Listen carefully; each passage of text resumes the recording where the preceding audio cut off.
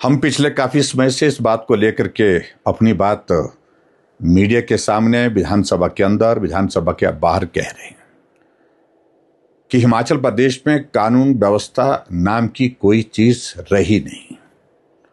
जो घटनाएं उन प्रदेशों में घटित होती थी, उन स्थानों पर घटित होती थी जहां क्राइम रेट बहुत ऊंचा होता था, गैंगवार होते थे, कम्युनिटी कॉन्फ्लिक्ट्स होते थे।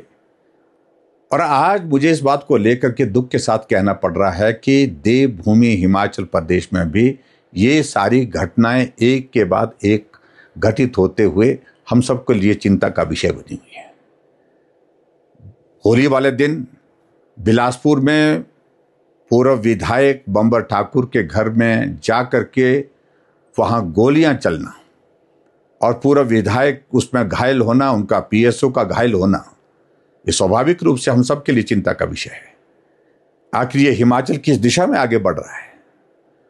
और उसके बाद वो लोग गोली चलाने के बाद वहां से सुरक्षित भाग करके निकल जाते हैं। अभी तक भी कोई गिरफ्तारी मेरी जानकारी के अनुसार हो नहीं पाई है। और दूसरी बात, सबसे बड़ी बात जो मैं इसमें देख रहा हूं, इन्वेस्टिगेशन एक अलग प्रोसेस है, उस प्रोसेस को हम इंतजार कर रहे हैं उसमें से क्या चीजें आती हैं। बिलासपुर की इस घटना को लोग अब अलग अलग तरह से देख रहे हैं। एक घटना कुछ वक्त पहले होती है जो डीसी और डिस्ट्रिक्ट सेशन जज के कोर्ट कॉम्प्लेक्स और इस डीसी ऑफिस के नज़दीक होती है। दिन दहाड़े गोली चलती है और उस गोली कांड में जो लोग गिरफ्तार हुए हैं वो कहीं से लाए गए थे, दूसरे प्रदेश से लाए गए थे और उनके लाने के पीछे ये चर्चा का विषय बना है कि उन्हीं लोगों का हाथ है जहां अब ये घटना दोबारा हुई है। और ऐसी सूरत में मुझे तो ये लग रहा है कि ये एक तरह का गैंग वॉर की तरह दिख रहा है। प्रदेश सरकार इसमें इन्वेस्टिगेशन करे, जांच करे और जो दोषी है उनके खिलाफ कार्रवाई करे। अच्छी खबर हमारे लिए कम से कम यह है कि पूरा विधायक सुरक्षित है, उनका पीएसओ भी सुरक्षित है।